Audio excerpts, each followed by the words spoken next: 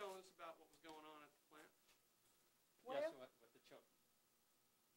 well, as I said, you know, I don't remember too many people bringing their children to the plant like that. But like when we went on 8 hours, well, we just couldn't hardly believe it, and we didn't. We had to figure out some way. We couldn't go home, walk that half a mile for lunch and back, and so you started carrying your lunch. And Do you remember the dope wagons in the mill? yeah, they had those to come through, and that solved part of the problem. Now, did any people in your village have servants, black women who came in and did their laundry and? Well, some of them did. Now, you know, at times I did. It just depended on a lot of things, you know. And but see, back then we were washing in the wash pot, and it was kind of hard to work 8 hours and come home washing the wash pot, which we did a number of times, anytime, a lot of times. But we'd have if we were working full time, we'd have maybe somebody to come in and do the washing or maybe do the ironing, catch it up, you know, because you had to iron everything back then. Now, did you have electricity at this time? Yes, we had electricity, but we had at the time I'm referring to, we had community water, but it was for every 2 or 3 houses, and you carried the water to wash or whatever you did. So you had to go outside to a Yeah. spigot. You had to carry maybe from the next house and fill up your wash pot, and build your fire after you've done worked 8 hours, and carry your 2 or 3 tubs of rinse water, and then hang up your clothes and leave them all night and hope nobody didn't get them.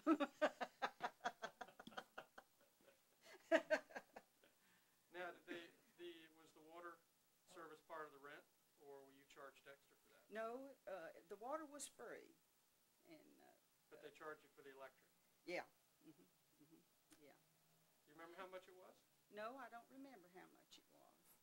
Now, back in about 1937, I lived at a different place, and they furnished all the electricity and all that. But you know, it gradually changed, and they'd have coal piles and wood piles, and haul you wood and haul you coal. They looked after you. Really, anything you needed, you went to the office. And so. When did the first Duke Power salesman come around and try to sell you the washing machine and everything like Well, that? I don't remember that at all. I really don't. But the place you were working at before, where they took good care of you, they had running water and. Oh yeah, we had a bathtub and all that then, but the place where I was referring to, where we carried the water, we had outside facilities. Well, now, we were talking with Ann Helms, who is a reporter for the Charlotte Observer. She did a big story about what we're doing about a few months ago. She's coming to the reunion at the Eagle that they're having this weekend, and she's writing another story. At the Eagle, where's Yeah, that? the Eagle Mill. Oh, yeah. And they're going over to Sizzler Steakhouse for the reunion. And the thing she's so interested in is that history is usually told from the standpoint of the men and the owners and the supervisors and the ball teams and all that. She said, what about the women? What were they doing? We were working hard. Really hard. Really hard. See, now, most Americans think that women really only started doing factory work during the war. Well, that's not true. Not true at all. Because I went to doing factory work when I was 14. I spent the summer, as I said before, learning all summer when I got out of school. Of course, I enjoyed it. We just had a ball. It's not like it is now. They wasn't, i.e., men on you and figuring out everything, which I can't down them because I was on the staff before I got retired. But, I mean, it turned into something entirely different. It's entirely different now. And the plants are so nice and all. And back then, you know, we didn't have air conditioning. We didn't have anything. But they still had certain jobs that were reserved for men. Oh, yeah, they had to, the heavy lifting. But technical jobs, you said about someone, they were very surprised a woman could be a fixer. Yeah, that's true too. You see, it was male dominated, you know, and yeah, Mother during World War II, she was the winder fixer. What happened as soon as the war was over? I don't remember, but anyhow, she went back on the other job. I don't know whether somebody come back from service and got their job, you know, which happens, and all that. I don't remember that part of it. She wasn't unhappy about anything. When did you see your first female second hands and section hands and that kind of thing? Well, I guess that was my mother. But now we have lots of them, you know. Some women are just real good fixers. While it was dominated by the male, they just never did have a chance, you know. One of the things I've heard people say is that the plant noticed that the women didn't tend to break the machinery when they got angry. Well, I hadn't heard that. We've got a wonderful interview with a woman in Knoxville who said that she brought a toolkit along because the fixers were so slow and it was cutting down on her production. So she said, I learned to fix my own. I learned to fix my own loom. I'm sure that there's a lot of that. You know, the male, you know, he wouldn't confirm like the women. The women just go along and do what you said. And I know one day I got real upset. I wasn't on a regular job. I was just moving around differently. And I said, all the men had went out and sat down and smoked, and I never smoked. You know. They sat out in the cool. I said, if I ever leave here and go somewhere else, I'm going to smoke.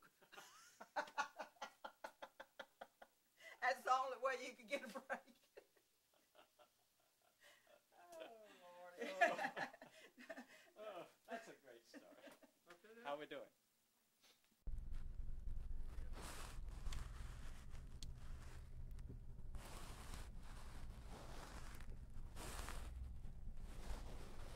How long have you been living in this house?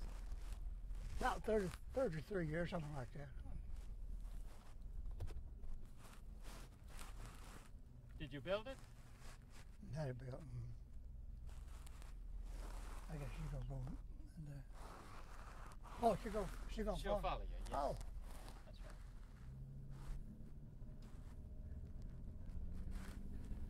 now what do you want to go?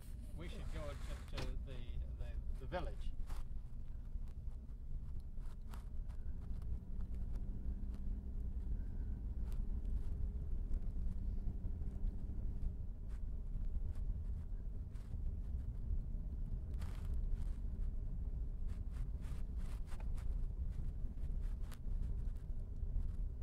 It's a nice neighborhood here.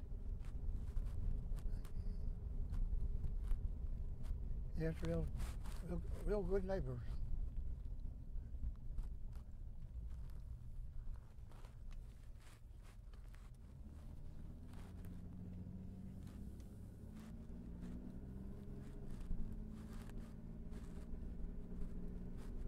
There's usually lots of traffic on this road. We were just lucky. Is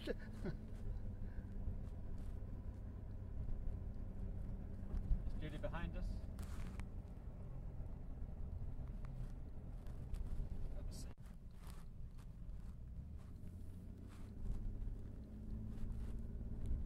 Let's just slow down a little bit to make sure she's behind us.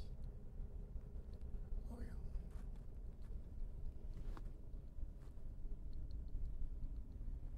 No, it's all right. That's where I go to church now.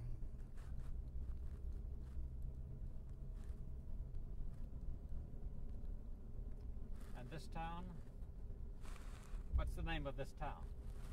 Well, actually, this Ozark Avenue is from here up toward town, but used to be called East Gastonia. Used to be a mail post office right there where that service station is, and we got our mail like East. My name is East Gastonia.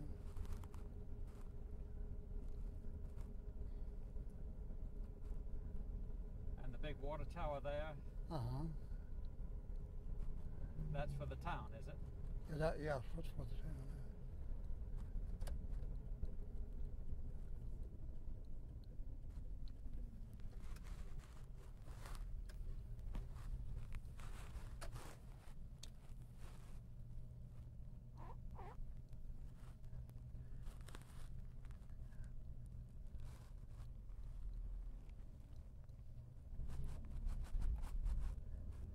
Now this is Pear Street, P-E-A-R, Pear Street.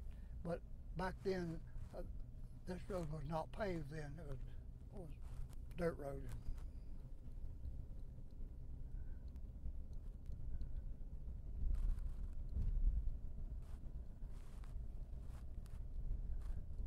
Did you go to school nearby?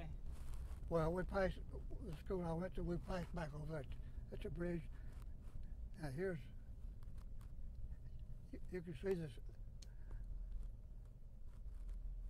That the building's in pretty bad shape. Yeah. And this is your old store, is That's it? an old store building. Now she can, if she wanted to, pull right in there, but I don't know how you want to.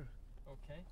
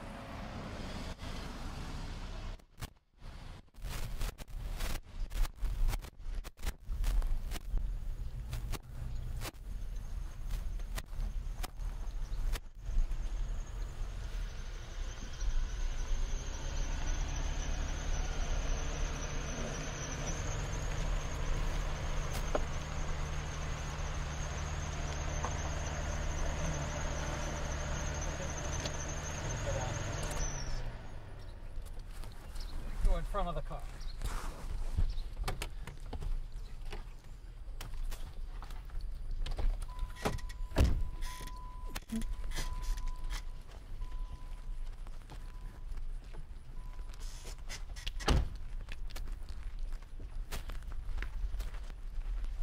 Now, tell us about this house. Oh, this house was. It must be at least 60 years old. And it's a 5-room house, and house for my parents. We came from South Gastonia, and I was 12 years old at that time, and this is the house we came into. And who lives there now? Francis. You can stop that now. Yeah. Okay. I'm trying to think of. Okay. But do you want to tell us about buying the house? Just say that you bought the house. Oh yeah, when I bought the house, it was, of course, all the houses in this section were owned by the company, and they put this house up for sale, and at that time they said this house was worth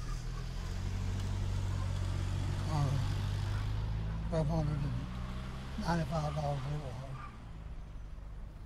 Now the real estate man says it's worth $37,000. So that's the way things have changed. So that was the year, I don't remember right now, but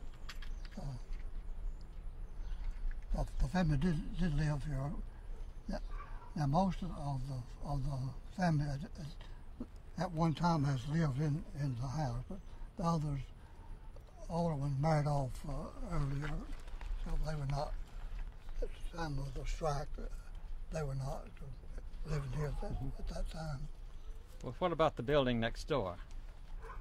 Now the building next door is, to begin with, my mother used to sell candy to the neighbors, and from that she was selling a good deal of candy, and I got the idea that if you're doing that good, they could put up a little store. So that's what happened. I put up a store that was about 1/3 as large as it is right now. So then the business was real good. So a few years later, I decided to enlarge it, put another section to it, and at that time, then I was drafted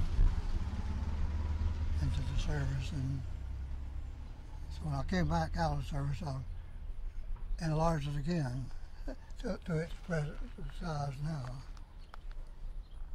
And things went along pretty good. The neighbors liked the store being closest, since it was the closest store around to all of the people here. When did you give it up? I gave it up, must have been, I'd say about 15 years later, it seems. You know, he told us a story about how they were only coming here for bread and milk. Why did you give it up?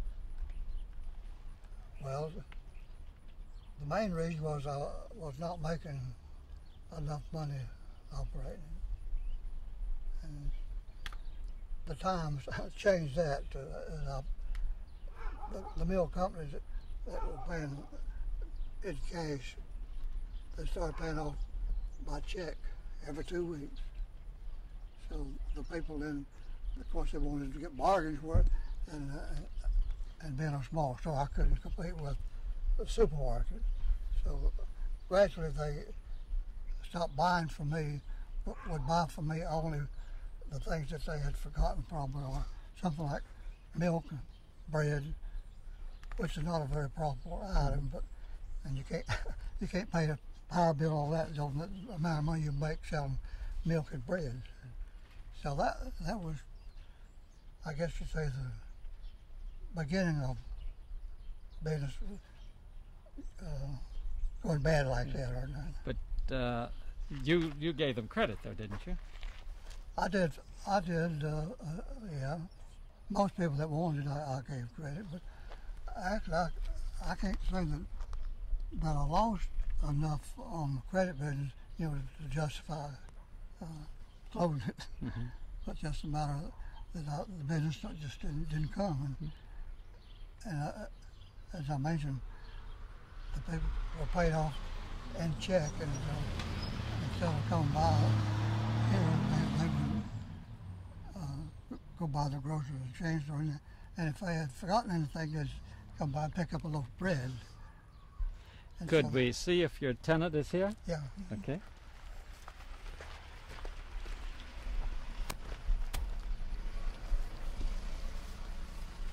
This,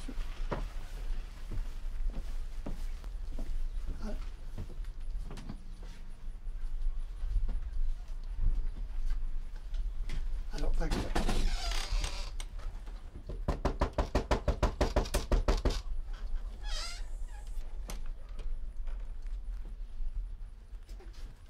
of her name now.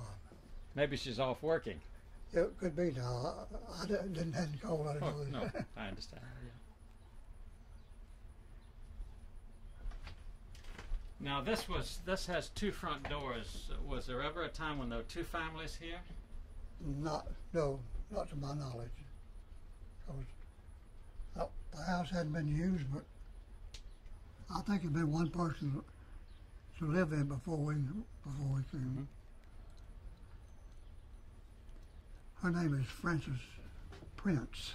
That's her name. Frances Prince. Yeah. Well, let's look around the back. Okay.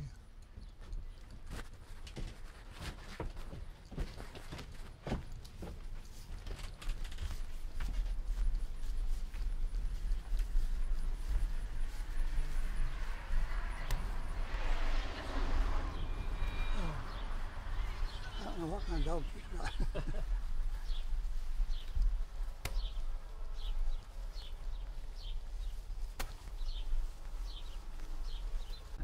Just watch my back. Yeah. Okay. And then it seemed like it's 70 feet that way. That was the fence closes in there. Uh-huh. Is that a fig tree in the back? No, just I don't know what kind, but it's not fig. Well, now, could you tell us about what you were doing in 32? Just a moment. Let me wait till the plane goes by. You don't want to be walking or anything in front of the house. Or... Well, we can. Yes. If you can follow us. Sure, we can follow you. I'll have to be reminded about something. Okay. Now, 32. 32 was when Roosevelt got elected, Oh, yeah. and then Well, 33 was when you started with the union, and 34 was when the strike was. Okay. Well, What were you doing in 32? I went to work when I was 14. And So I must have been working in the plant there. I went to work when I was 14. when were you born? 1913. Ah. So, So you went to work in 27, 28. well, the years So from that then I worked in the mill, which is back over there. Let's move on up. That's right there. Claude, you're looking great. So you were working in the mills in 32, and could you tell us about? We find out from your friends that you were secretary of the union. Yes. Now, let me kind of reveal a little bit here. I was not put in a secretary until after the strike was called. And so then I was put in as secretary and treasurer. So, as far as the other things, I don't have any knowledge of some of the things that took place in the union, except but I go into the meeting and hear different speakers. Tell us about that. Well, at that time, it seemed that they had a good idea, and that is the speakers who would come. And of course, we had one that came that advocated or talked about 6 hours. It's called 6 hour grid, and he was the one that seemed like most people enjoyed, because we had others to come too, but 6 hours is one I remember, one that impressed me. What was he trying to do with 6 hours? What he was trying to do, as I understood it, while having 6 hours, that'd be would have 4 shifts in the mill. That way, to me, that they said that would take care of unemployment, but put more people to work. And so that's what impressed me. Now, where did you get your leadership training? Why did they select you, you think? I really don't know it fully, but since I was raised here on the village, then they knew me and knew our families, and I was a member of the Flint Rose Baptist Church, and I was made superintendent of Sunday school at that time. And that was a job I had until I was drafted in 1942. Well, now, we have had a lot of people tell us that the people who were active in the Union like you were people who weren't very much respected, and here you are, a Sunday school superintendent, doing this. What do you say about that? Well, I don't know who had that opinion, but we didn't feel like it. We were not as good, or as we had at least as good a reputation as anybody else as far as.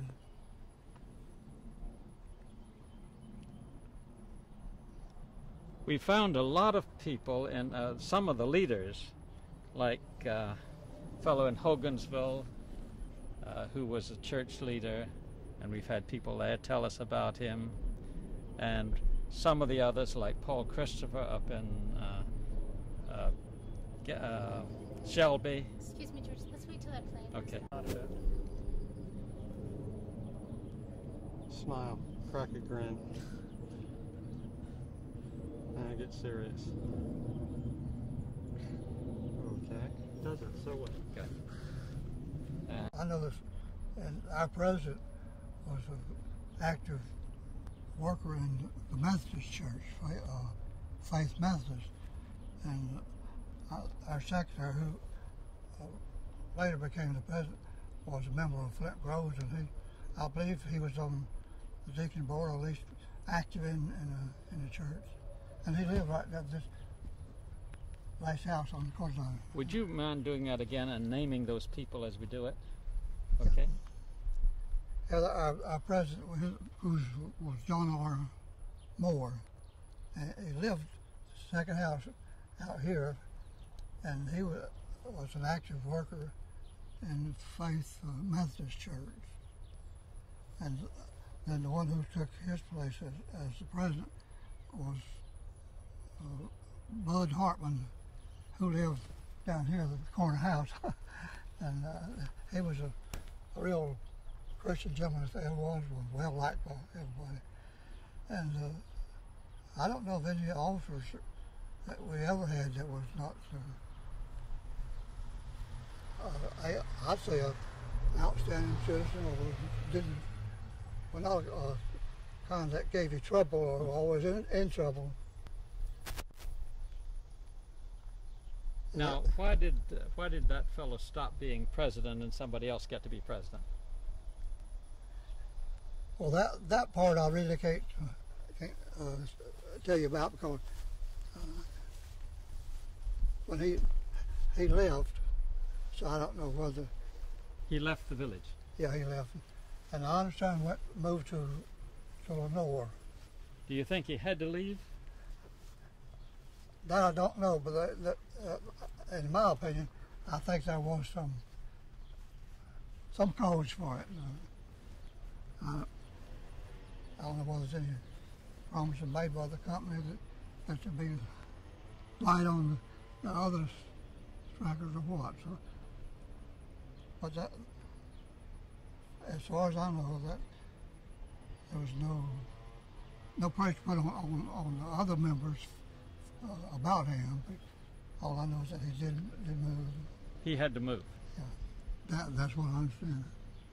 So they fired the president. Yeah. And let the rest of you stay.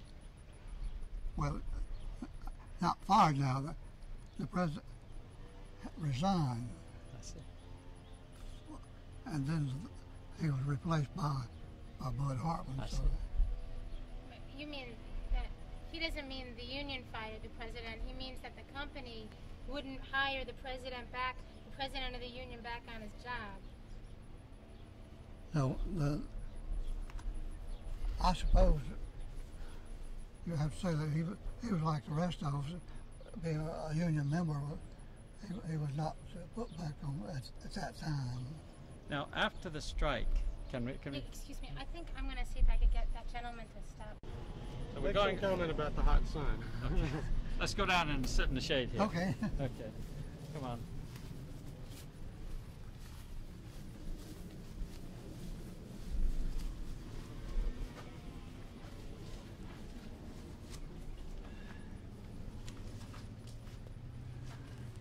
Okay, give me. And how many children did you have? One. Stephen was born 4 years later. Well, tell us what you remember about the strike. Well, the strike itself, I don't remember too much except what I read on, about some of the places where they were having flying squadron just want to close them down. So all I really know is, since I didn't go visit any other places, what took place here. Now, I do know that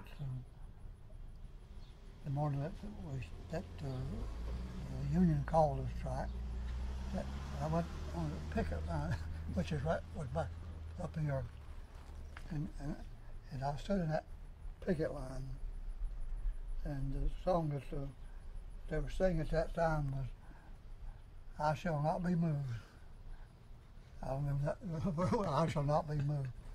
Could you sing it now?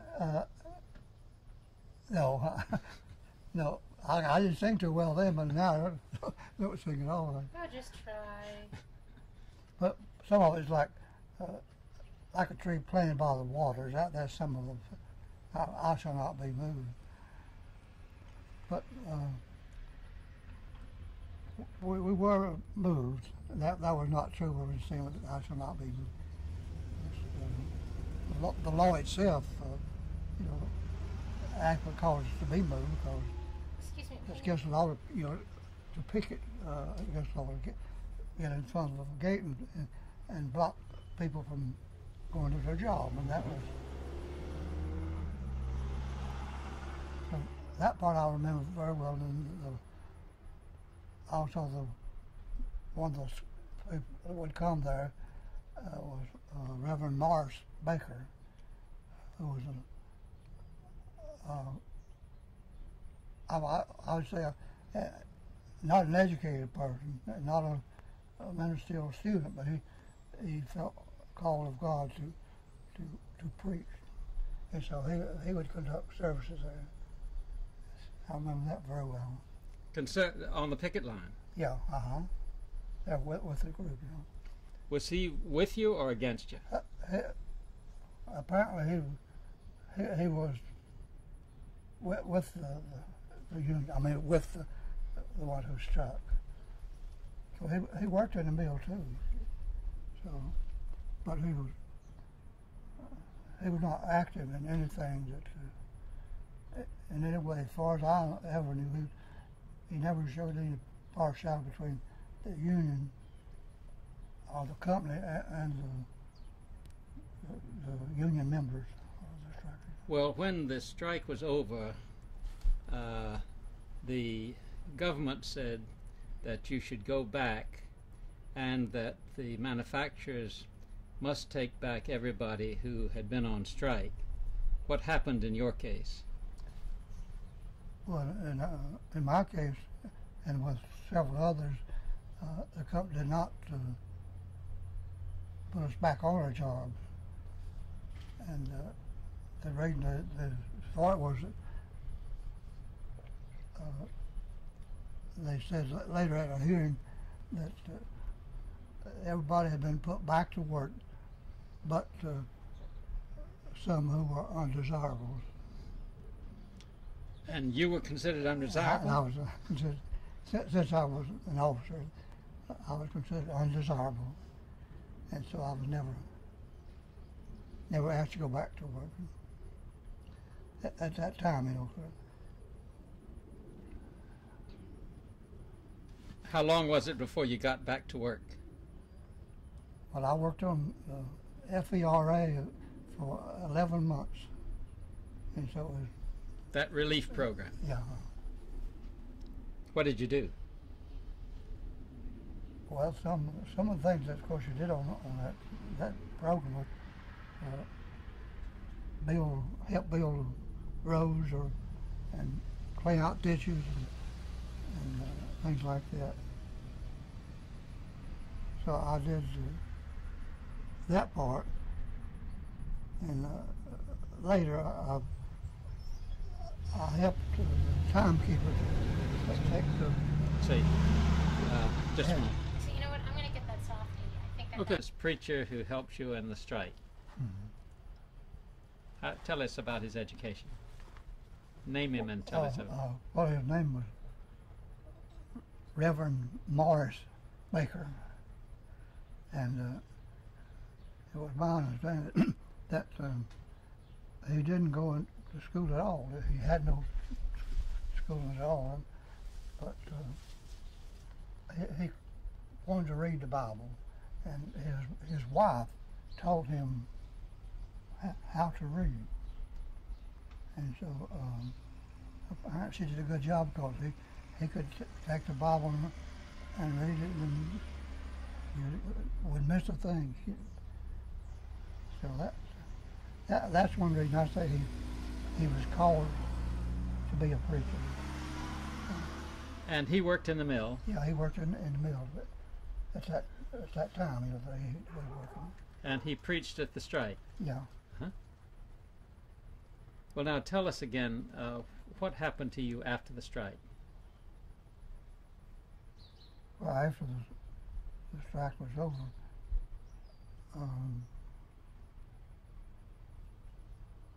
since I was not put back to work, and the family needs some to buy groceries, I was given a job working on the FERA, I believe is what it was called. And so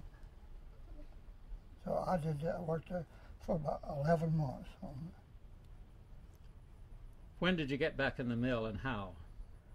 Well, must have been a little over a year later that the company started, I suppose, got some more orders, and they were able to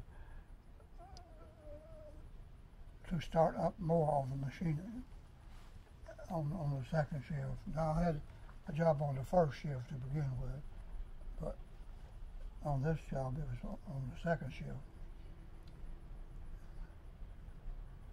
That was from 2 to 10. And I suppose there was no question about the Union Force when I went back, but the overseer, who was Will Jenkins at that time, is one that called me in to take this job. And so that's what I did. And then they started off with a number of spinning frames, things like that.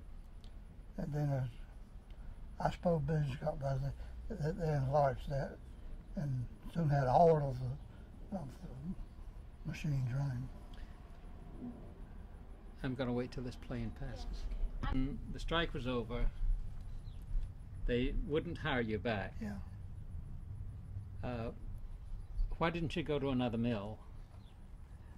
Well, the reason I didn't go was because it's understood that the people who were strikers, their names were given to the other mill people. And so that's what I had heard from some, if you went and applied for a job, then they won't know where you worked last. And of course, you told them where you worked, and like I had worked at Close Thread, they would check on and see if you were a union member, and then that was be it. You see if you were a union member. So that's the reason I never even tried to find another job. When you finally got your job back, Was there anything said about the union? Not one thing. Union was never mentioned, and the one that asked me to come back on a job never mentioned union at all. So and he was a member of the same church I was at that time.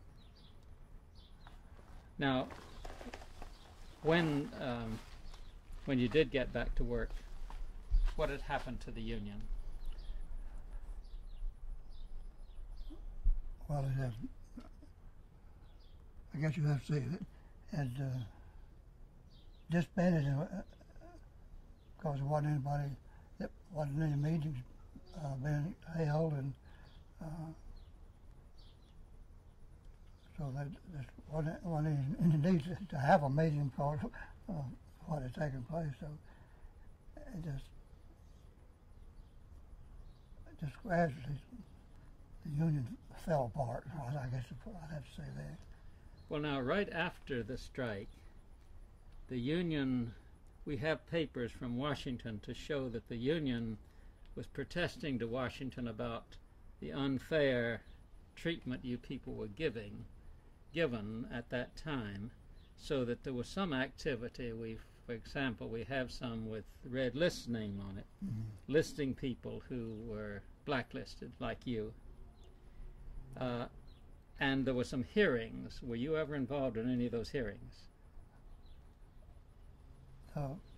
That one that I was involved in is when they had been charged with discriminating against union help, and then the company was saying that they were not guilty, but then that's when I was questioned at the hearing, and that's when they were questioning about the ones that had put back to work. They said that they put back all the ones that they were going to put back at that time, and the others were undesirable. So that. How did that make you feel? Not too good. 'Cause I felt like I was just as important as any person. Did you feel you had done anything wrong? No. At that time, I didn't. What about now? I've had a change of mind on some things. I felt like now that was the wrong thing to do, that I should not have tried to force the company or the people to hire me or force them to pay a certain amount. That the government should not force them to do that. And when I said that picket line, that I did the wrong thing by getting up there and saying that the people who want to work cannot work. So that part I felt like it was the wrong thing for a Christian to do. Excuse me, George. How could? There's someone playing basketball. Okay. Rolling. Tell us more about the hearing. How did they prepare you for the hearing? What happened? No, they didn't prepare us for that. They just said they wanted us, to be there at that time. But that's when they were not told to say anything or other than what the questions that were asked. That. Who came to get you for the hearings? Yeah, that part I don't remember any special one. Or I don't remember going with anybody to the hearing. I just know it was uptown. Where were the hearings? It was in California, in the city. In the city of Gastonia, what, in the courthouse? Let's see now. Yeah. The courthouse and the city hall is right next to that, and Were there others with you? only a few.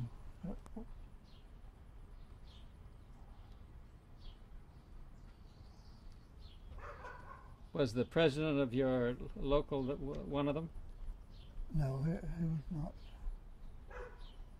the president at the time. He was, right? But I remember seeing like the one who succeeded more was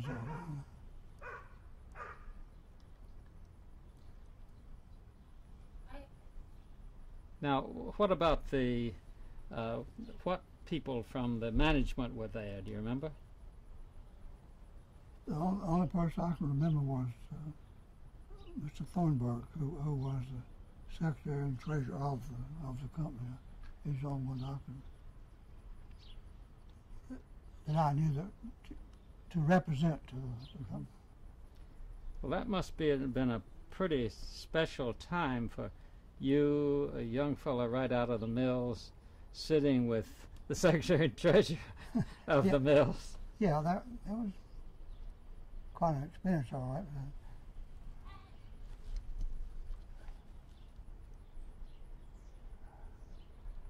But I knew him through other activities in the church. As far as we had what's called the Baptist, the Gaston County Baptist Association, which included, I believe at that time we had about 80, I believe around 80 Baptist churches that supported that organization, and at that they would have representatives from all phases of the church, like missionaries, Sunday school, training union, things like that. So these people that came to that meeting were officers in their local church.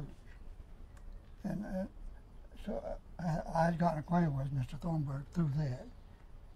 He was a worker in the association. So that you were fellow Baptists, but on the different sides Right. in the mill. Yeah, that's what it boiled down to.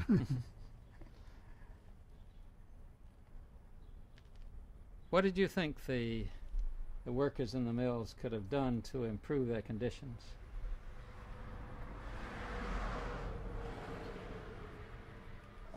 At that time, I really didn't. I couldn't think of anything that could be done. As a matter of fact, I thought we were pretty well treated by the company, and I didn't know of any thing that they did to any person that would cause them to have any hatred for the mill company. And as far as like said back then, some of the mills were using a stretch-out system, putting more work on people than they should. But I didn't have any knowledge of anybody that worked for a gross ed like that. So my relationship and my feeling towards the company was good. And what happened to you in the mill? You went from one job to another. Well, when Mr. Jenkins had asked me to come back, as they enlarged the number of frames, spinning frames that are running, and added more, they added the winding department and spooling, doubling. As they started that up, then I was put over all of that on the second shift of it. So you became a section hand. Yeah. And after that, did you get other promotions? No, that was after that. Then the war came along and I was drafted, and I was away 3 years. Then, of course, the law said then that companies had to put you back to work on the job you had when you applied for it. So that's what happened there. Served 3 years in the Army, came back and went on that same job. Mm-hmm. And you were there for how long? Oh, I suppose about 3 or 4 years. That's just a guess now. Mm-hmm. And then what happened? And then from that, I believe at that time too, I had been put back on the job as superintendent at the church, and I felt like that was very important. And of course, as superintendent over, I believe it's about 6 years or so, workers in the Sunday school. I felt like that we needed more training, so that was, in order to do that, I needed to be back with them, and most of the meetings things were held at night, you see, and so since I was on the second shift, I couldn't be there and help lead in that. So that's what I want to do, is be on the first shift so I could attend all these meetings and do more planning and working in Sunday school. So the overseer at that time, I told him that I would like to go back on the first shift if they had a job open, and go back on that job, and that way it would give me an opportunity to go back and do my church work. So an opening came up, and so he made it possible for me to make that switch. So that after I worked on, I believe about maybe 2 years or a year and a half, that the business here was growing all the time. So in your store? Yes. Mm-hmm.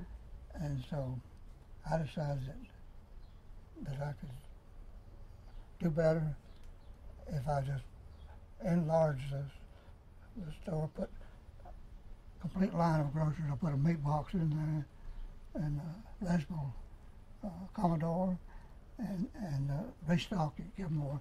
So that's what I did. I quit that job on the first shift, and I worked there for a good, I don't know how many years, a good many, and made a pretty good living.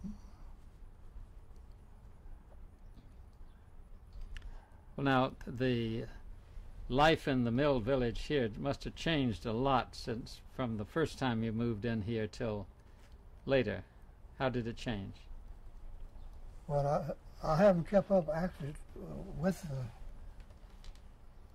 the work in the mills, but I understand that lots of the jobs have changed. They moved out some machinery, moved from different places, and changed the method of pay. So as far as I can see, that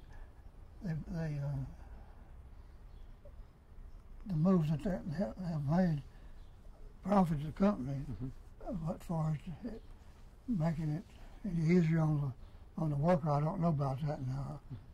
Since I didn't associate with them and watch after that. Other than when they'd come in the stores and stuff like that. Now this was considered a good mill village at the time? Oh yes. Mm-hmm. What made it good? I think what made it good was the workers, and a concern of the workers for one another. I mean, it's kind of a closeness, I guess you'd say, back at that time.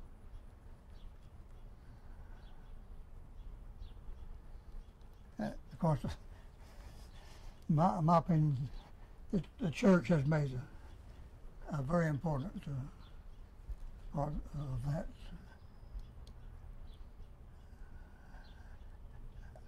But people didn't cooperate with each other. They were just made good neighbors. Did the manufacturers, the management, contribute to the churches? Oh yeah. Mr. Grove, Earl Grove. Just a moment, I'm going to ask that again. Did the manufacturers contribute to the churches? To Flint Grove Church, they donated $50,000. Uh-oh, sorry, we'll have to do it again. Damn. Don't. Steve, 1 second.